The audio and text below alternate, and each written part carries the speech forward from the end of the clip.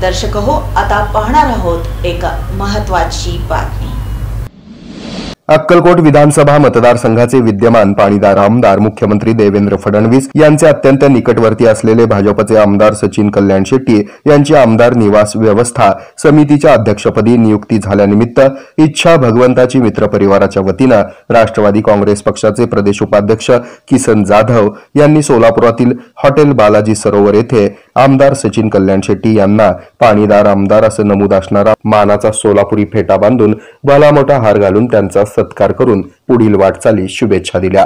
या सत्कार सोहळ्याप्रसंगी व्हीव्हीपी कॉलेजचे चेअरमन अमोल चव्हाण, सचिन गुत्तेदार, निलेश कांबळे, महादेव राठोड, माणिक कांबळे, रवी नळगुंटले यांच्यासह इच्छा भगवंताची परिवाराच्या सदस्यांची उपस्थिती होती। आमदार कल्याण शेट्टी हे मुख्यमंत्री देवेंद्र फडणवीस यांचे अत्यंत निकटवर्तीय आहेत। प्रशासनात त्यांच्या शब्दाला मोठं वजन आहे।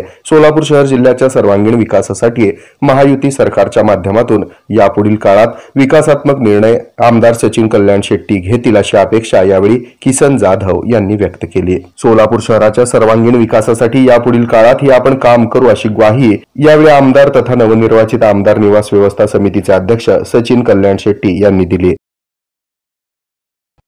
हे आहे मेट्रोकास्ट केबल नेटवर्क आणि आपण पाहत आहात द न्यूज प्लस बरच काही।